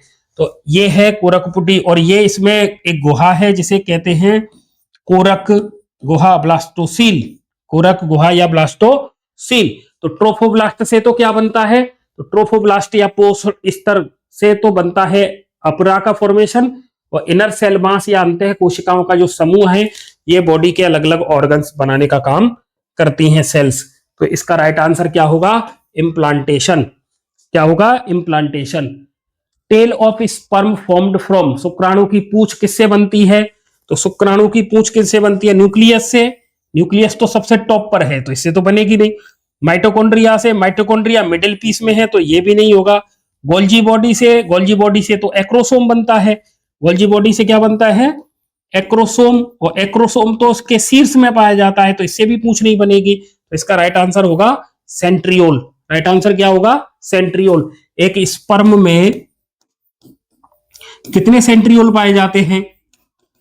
सेंट्रियोल आप कमेंट करके बताएंगे स्पर्म में सेंट्रियोल की संख्या कितनी होती है। स्पर्म में सेंट्रियोल की संख्या कितनी होती है आप कमेंट करके बताएंगे। दूध उत्पादन हार्मोन कौन सा है निम्न में से? प्रोलैक्टिन, ऑक्सीटोसिन, प्रोजेस्टेरॉन और रिलैक्सिन। देखो रिलैक्सिन नहीं होगा और प्रोजेस्टेरॉन नहीं होगा। अब 2 ऑप्शन बचे, प्रोलैक्टिन और ऑक्सीटोसिन। अब पूछ क्या रहे हैं वो देखना है। Hormones for milk production. Milk बनेगा किससे? तो आंसर आएगा प्रोलैक्टिन। ये तो दूध बनाने के काम आता है। और दूध के स्राव के काम में आता है ऑक्सीटोसिन। दोनों के उत्तर अलग अलग हैं। अगर दूध के निर्माण की बात आती है तो प्रोलैक्टिन और दूध का स्राव ऑक्सीटोसिन। ठीक है, दोनों में अंतर है ऑक्सीटोसिन और प्रोलैक्टिन में। अगला प्रश्न देखें। स्कुटेलम फाउंड इन, ये प्लांट से संबंधित बात है। स्कुटेलम किसमें पाया जाता है? स्कुटेलम किस में पाया जाता है? तो स्कुटेलम क्या है? मोनोकोट का मोनोकोट एक बीजपत्री में पाया जाता है। एक बीजपत्री, ऐसे बीज जिनमें एक बीजपत्र होता है उन्हें एक बीजपत्री कहते हैं। अब यहां पर ऑप्शन दे रखे हैं मेज मतलब मक्का, मटर, बीन, सेम और आम। सेम और आम। देखो, मक्का के दाने को हाथ में लें और उसको खूब रगड़ लें आप, उसके दो भाग नहीं होंगे। मटर के बीज पे से छिलके को हटा दें तो उसमें से दो अलग अलग उसके कोटलीडन्स दोनों अलग अलग हो जाएंगे, है ना। ऐसे ही बीन में होता है और ऐसा ही आम में होता है। इसका मतलब मटर, सेम और आम ये तीनों के तीनों पौधे द्विबीजपत्री हैं, ये डाइकोट के प्लांट हैं। तो ये तो आंसर होगा नहीं, तो इसका राइट आंसर होगा मक्का या मेज। एक और पहचान देखिए, बीज से पहचान सकते हैं पर पत्तियों से भी पहचान सकते हैं। अगर पत्तियां ऐसे रिबन लाइक हैं, लंबी हैं और इनमें पैरेलल वेरिएशन पाया जाता है इस तरीके का, तब ये होती है मोनोकोट में। और अगर पत्ती इस तरीके से चौड़ी है और इसमें रेटिकुलेट वेरिएशन पाया जाता है, जालिकावत सिराविन्यास पाया जाता है, तो ये फिर डाइकोट की लीफ होगी। तो हम मोनोकोट और डाइकोट को इस बेस पर भी पहचान सकते हैं कि ये मोनोकोट का प्लांट है या फिर डाइकोट का प्लांट है, या फिर हम इनको सीड देखकर भी पहचान सकते हैं। अगर हमें कोई बीज दे दे तो हम उसके सीड कोट को हटा दें, अगर उसमें से दो कोटिलीडन अलग अलग होते हैं तो वो डाइकोट का होगा, और दो अलग अलग नहीं होते हैं तो वो मोनोकोट होगा। जैसे अपन चावल में देखते हैं तो चावल मोनोकोट में आता है, गेहूं मोनोकोट में आता है। ठीक है, चलो अगला प्रश्न देखें। पेरिस्पर्म किस में मिलता है? पेरिस्पर्म। अब ये पेरिस्पर्म है क्या, पहले तो ये समझ लें। देखिए, ओव्यूल से किसका निर्माण होता है? सीड का। अब ओव्यूल के अंदर, जैसे ये ओव्यूल है तो इस ओव्यूल में ये बाहरी अध्यावरण, ये आंतरिक अध्यावरण, ठीक है। ये इसका माइक्रोपाइल, ये इसके अंदर बैठा है embryo sac. Embryo sac, embryo sac और ये इंटेग्यूमेंट, इसके बीच में जो कोशिकाएं पाई जाती हैं, इन कोशिकाओं को कहते हैं न्यूसेलस। इनको क्या कहते हैं? न्यूसेलस कहते हैं। और जब ये ओव्यूल किसमें कन्वर्ट हो जाए? सीड में बदल जाए, और उस सीड में इस न्यूसेलस का बीजांड काय का कुछ भाग शेष बच जाता है, तो हम उसे पेरिस्पर्म कहते हैं। क्या कहते हैं? पेरिस्पर्म कहते हैं। तो पेरिस्पर्म किस में पाया जाता है? तो मटर में नहीं होता है, राइस में भी नहीं होता है, मैंगो में भी नहीं होता है, तो इसका आंसर आएगा बीट। ठीक है, अगला प्रश्न। इस तरीके से हमने इन महत्वपूर्ण प्रश्नों पर चर्चा की, और ये बहुत महत्वपूर्ण प्रश्न है, किसी भी प्रतियोगी परीक्षा के लिए बहुत ही महत्वपूर्ण प्रश्न है। इनको आप अच्छे से याद करें, नोट डाउन करें और बार बार इस रिवीजन करते रहें, और संदीपनी क्लासेस के साथ अपना यूं ही प्यार बनाए रखें। वीडियो आपको अच्छा लगे तो इसको लाइक करें, शेयर करें और प्यारा सा कमेंट करें, और संदीपनी क्लासेस के इस यूट्यूब चैनल को आप सब्सक्राइब करें, बेल आइकन को दबाएं और ऑल पर क्लिक करना ना भूलें। अगली श्रृंखला में हम कुछ और महत्वपूर्ण प्रश्न लेके आएंगे, तो आप संदीपनी क्लासेस के साथ बने रहिए। वीडियो देखने के लिए आपका बहुत बहुत धन्यवाद। जय हिंद।